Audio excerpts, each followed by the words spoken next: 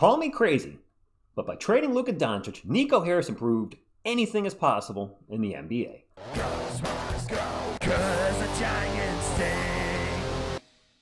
What is up, San Antonio Spurs fans? Welcome to TSR Sports. What a crazy night last night. Our San Antonio Spurs jumped from number 8 to number 2, and a few of you said, TSR, why are you happy about number 2? Because 2 is a heck of a lot better 8, and 2 is a heck of a lot better of going backwards in the draft, which a lot of teams did. See the Utah Jazz and many others.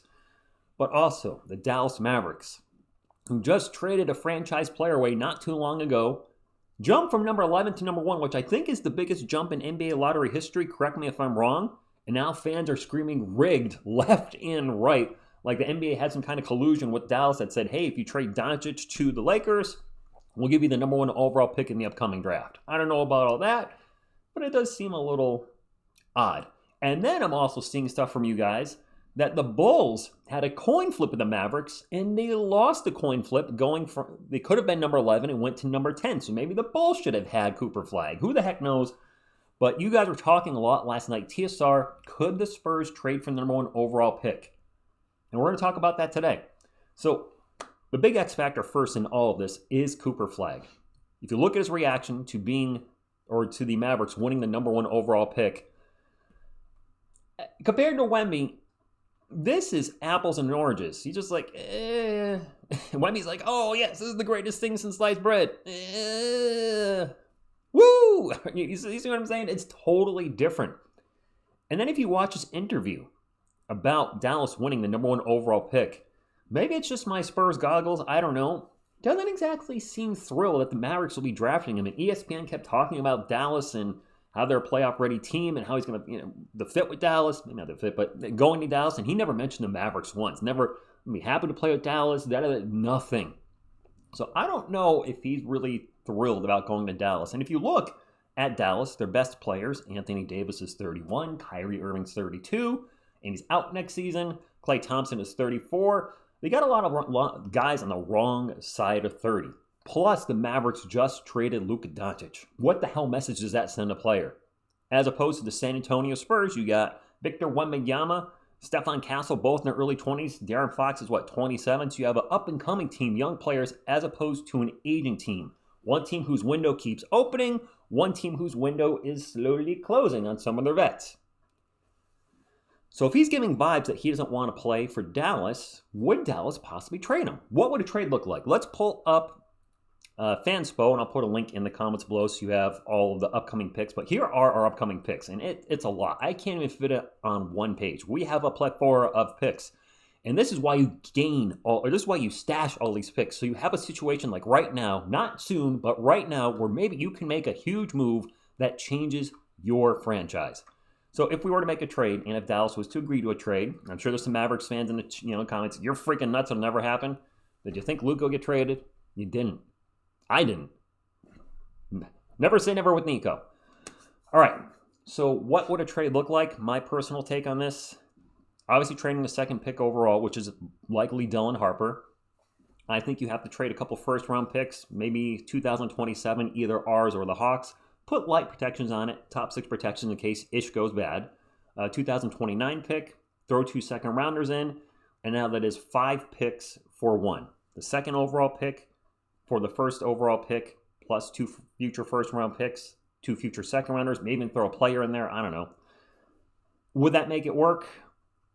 Maybe, maybe not. The Mavs are kind of a weird situation because they made the Luka trade because they wanted to win now, but now Kyrie's out next year, and maybe getting a player like Dylan Harper maybe fits their timeline a little better because they still get a player that can help them win now, but their backcourt with Klay and Kyrie is getting older. Maybe he can be also the future replacement for those guys. Of course, you could also say Cooper could be the replacement for AD. I wouldn't argue with you. Who the heck knows? There's also the last big part of this equation. And this is the big one. And this is all speculation. But if Cooper Flagg really doesn't want to go to Dallas, based on his reaction, maybe we're overthinking things, but I'm, again, Spurs glasses on here. What if he declined working out for the Mavericks and pulls an Alexander Sarr? Sarr did not work out for the Hawks last year. It seemed like Sarr would be the 1st overall pick. Instead, he went 2nd overall. What if a scenario plays out where Cooper Flagg really gives the, What if he just flat out says it too? If Dallas drafts me, I'm going back to Duke. I don't know if you can do that. I suppose you could. Can you do that after you declare for the draft? I don't know the rules on that, but if he comes out and says, if Dallas drafts me, I'm going back to Duke. Guys, crazier things have happened. I'm a New York Giants fan. Eli Manning was drafted by the Chargers in 2003-ish, I don't know. And he did not want to play for them. Nope, not going to happen. So he was traded to the New York Giants. It's not implausible or not impossible that Flagg does not want to go to Dallas. And I wouldn't blame him for the reasons I mentioned. Would you rather play with Anthony Davis and Klay Thompson and others and have an injured Kyrie Irving who's out for the year? Or for Victor Wembanyama, Stephon Castle, De'Aaron Fox? My choice would be the latter. And yes, I'm biased because I'm a Spurs fan. But I'm looking at the two teams and they're going in different directions. The Dallas Mavericks are immediately win right now. Like win now. Win now in the next couple years. Especially when you got an aging AD who's fragile. Who knows if Kyrie's going to be the same player when he comes back. I don't know if Klay Thompson under contract next year. It's just two teams, I think, heading in opposite directions. And if I'm a young player, where do I want to go? I want to be the next big three. I want to be Wemby, Castle, and Flagg. Because our Castle does need a flag. Fox is part of the equation, but I think after his next max contract, he'll probably, I don't think the Spurs will re-sign him. Who knows? But it's a lot of speculation, but I wanted to talk about this because this was coming up a lot in the stream last night, and it could happen. It could. I don't know. Let me ask you this. Do you think that's too much to offer? Because I didn't really ask that after I put the package together. The second pick overall, Dylan Harper, plus 2 firsts with light protections, 27 and 29, or pick swaps, whatever, plus 2 second rounders. Is that too much? We have 1 million second rounders. We don't need them. Heck, make it 4 second rounders and 1 pick. I don't know. If you're a Mavericks fan, because I'm sure some are going to stop in here, and I know one's watching. I know you are. Would you trade the first overall pick for more lottery capital? Or are you like, we're taking Cooper Flagg no matter what? Of course, then again, closing out the video, the big X factor here is Cooper himself. If he doesn't want to play for Dallas, then it opens a door for us. It opens a door for a lot of teams. And the other X factor that's kind of hanging out there is the Giannis Antetokounmpo stuff. Could the Mavericks trade the first overall pick and somebody for Giannis? They got to match salaries, don't forget. For the Spurs, could the Spurs match Giannis? And I see a lot of folks on the comments here, on Facebook, etc., saying, let's trade a second overall pick and some other picks and Sohan for Giannis.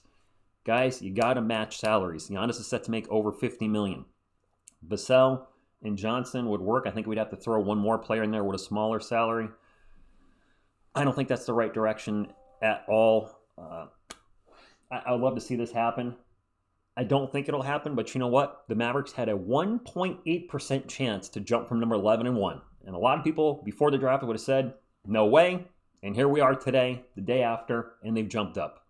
So drop a comment down below. Would you like to see us try to make a trade for Cooper Flagg? Do you think, and some of you have already talked about this, there's a chance Cooper Flagg does not want to play for Dallas, which opens the door for us? Hit the thumbs up, support the channel, subscribe for more Spurs content. We'll be doing daily content. I easily could do 2 to 3 videos a day on this, by the way, on everything that's happened. I want to keep it at 1 a day. I don't want to overdo it. I want a video to, be able to have a video I do in the morning like this. Just, be out there and have a good 24 hours to focus on everybody's thoughts on that. Then come back for another video tomorrow and then the day after. Of course, we'll still do the NBA shorts on the NBA playoffs. I've been loving doing the shorts on the playoffs. It's been a lot of fun. A couple of them done pretty well. And I hope you're enjoying them too. Getting long-winded, thank you. And as always, go Spurs, go. Go Spurs, go. 'Cause the Giants